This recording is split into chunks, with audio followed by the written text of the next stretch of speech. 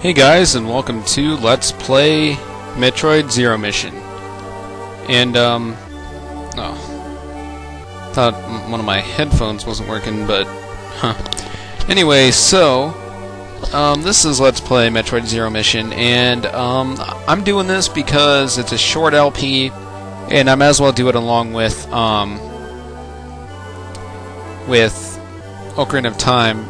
And I've seen Let's Plays of this where the people in it get 100% or whatever, and it takes them no less than like 10 parts, so that's what I'm aiming towards. And I am going to be getting all the items and power-ups and upgrades and everything. And hold on a sec. Okay, so basically this right here is my practice file. And I spent a lot of today just playing this, excuse me, and playing to a certain point while getting all the items using a guide. And I'm not going to use the guide for the actual recording because I remember most of them. So let's go ahead and start a new one, just because I don't want to play over my save file, because then I would be very, very angry. Planet Zeebies. I called this place home once, in peaceful times, long before evil haunted the caverns below. Now I shall finally tell the tale of my first battle here, my so-called Zero Mission, Samus Aran. Now, I kind of wanted to, my original intent on Metroid games was playing them in chronological order, in like the order that they happened, and basically the very first Metroid game released is the first in the actual series, but Metroid Zero Mission is basically kind of a remake of the first one, with a little bit added to it, or a lot added to it, like more weapons and everything. But double tap down on the D-pad to take ball form and gain access to narrow passageways. So you might notice when you first start out that your beam is kind of short. Oh, and by the way, we picked up the morph ball. I didn't say that, but basically it helps you roll around in a ball, and if you happen to see my Metroid Fusion LP, then there you go. You should know what the morph ball is. And it's basically been in just about every single Metroid. But, like I was trying to say, you might notice when you first start out that your beam doesn't shoot very far, but we'll be fixing that very shortly. So these Chozo statues, when you go into their hand and lay down, they will basically point you to where you need to go next. Like where you need to go. Technically not where you have to go, but where you need to go to basically progress through the game. So that's a save room down there. But, so from what I've noticed so far, getting 100% all the items in this game isn't really that hard. It's not as hard as I thought it was going to be. Like, not all the items are very hard to get. There's just a few that take a little extra. Like doing different, like, special kind of abilities. But we'll probably only be seeing one of those near the beginning of the game. So here we get the long beam. And so not only does it change... Well, hold on. Fire long distance shots with this beam. Press L and B to fire diagonally. So basically what this does is it makes your beam longer, and it also makes it red, and it makes it more powerful. So one thing you should know about this game is it's very fast-paced. Unlike Super Metroid and then the original Metroid, Metroid 2. This is just a little bit faster-paced than Metroid Fusion, but not by very much. So we could go to the right, but basically there's a locked door, so you have to come here and see these doors. And these will become important later, because those doors actually lead to your ultimate goal in the game, basically. But so here we see this guy, and he can really kill you because he does take down a decent amount of health. And when I first tried to do an LP of this, like I tried to do this before I started Pokemon Yellow, and basically that guy totally kicked my ass. But I mean, I wasn't really prepared, but unlike that one, I actually practiced, and this is actually the first game that I've LP'd that I've actually took the time to start a practice run before actually doing it. So hopefully this will actually be one of my most successful LPs as far as me doing good at the game. So it is kind of easy to get lost in here, but not as hard as it is in the very first Metroid game when it's totally hard to get lost. Okay, this is a save room. I'm gonna go and save, and I really recommend that you save as much as you want, as much as you can. I'm not like saying like every time you see a save room to go save, because that kind of defeats the purpose. But it is a good idea to save frequently. That way, if you happen to die, you can just go back to that last save. Ooh, the ceiling is shaking. That's not very good. So anyway, over here we get our first missile expansion. Press RB to fire missiles, opens red hatches. I'm not exactly how many there are in the game, but in my practice file I'm already up to 100 missiles, so that's pretty good. And here's our first mini-boss. And what you need to do to him is basically just shoot him in his eye. And he only takes 3 shots, I think. Yeah, 3 shots.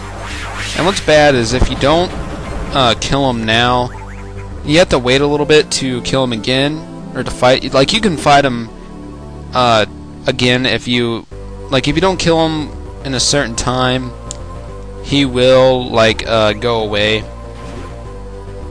But that's okay because you do get to fight him, or he does reappear, but you just have to wait a while. But anyway, he gave us the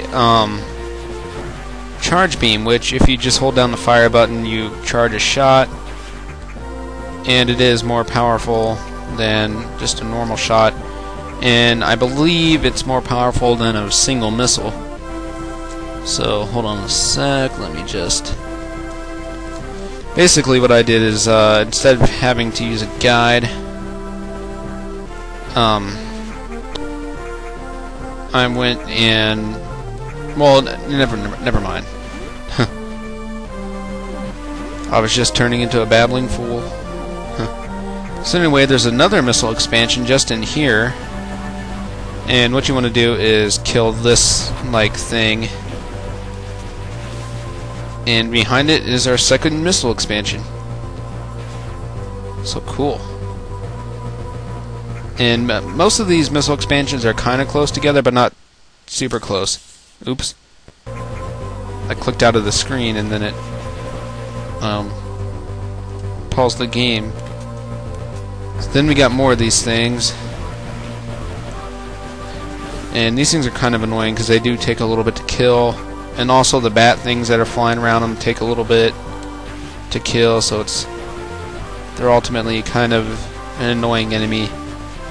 Although they're not really an enemy because they don't really shoot you, and I'm talking about the sacks, by the way. Okay, so we just keep going to the right. And there's another missile expansion right here.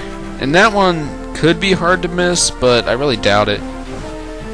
And here's where you would fight that worm thing again. If you happen to miss him, you would find him in this room right here. So, and here we get energy tank number 1.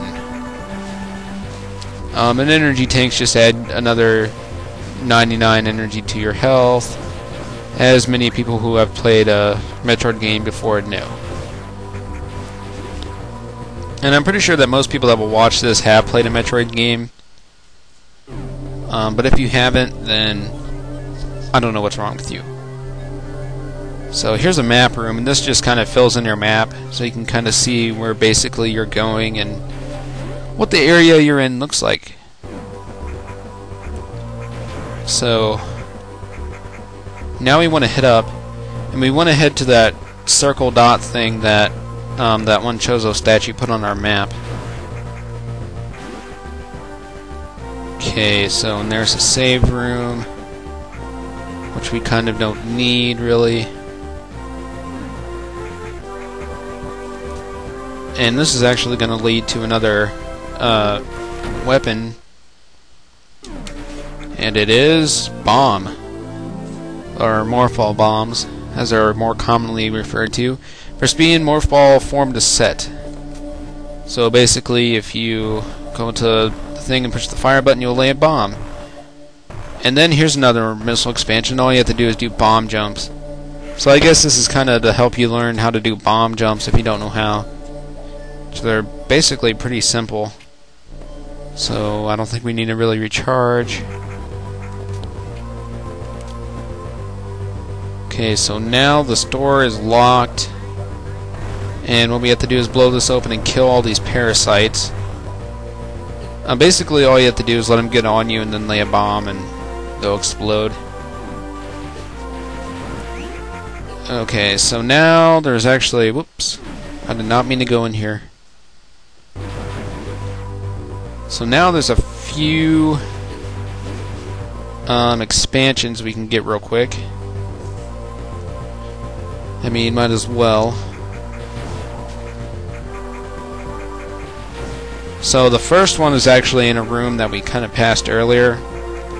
And it's actually a secret part to the room that we passed. And we're making excellent progress for 15 minutes. That's not where we want to go. Although you could destroy those blocks that were sticking up from the ground with morph ball bombs, but so actually here's where we want to go. And to get this missile expansion, you do have to kind of wait until you get a further power up, or you can just fall and lay a bomb and blow up that block, and then just do that. All you have to do is fall and just push or hold the right button, and then you'll just slide right up in there. So let's see. Okay, I think I know where we need to go now. Because there's another expansion we can get. And all we want to do is just keep heading to the left until we get into this blue shaft, as I call it, because it's blue. And then we want to fall here, then roll off of here and right into this little area. Oops. Here you have to wall jump. If I can do it, there we go. And basically to wall jump, you just jump against the wall, push the opposite direction button, and then, come on guys, can I get in there? Thank you. And then just push the jump button again when you're pushing away from the wall, and then you'll just simply do a wall jump. So now what we need to do is go back this way where we got our first missile expansion.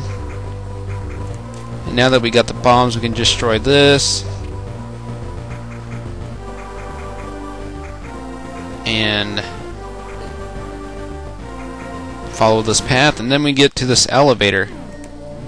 And I might as well go ahead and go to save station. And this game does feature a little bit of cutscenes, but they're not too major or anything. Ooh, that brain is looking at us. I'm gonna try to not spoil things. So, and there's a save room right here. So I'm gonna go ahead and save. And next time on Let's Play Metroid Zero Mission, we will continue on. So see you guys next time. Bye.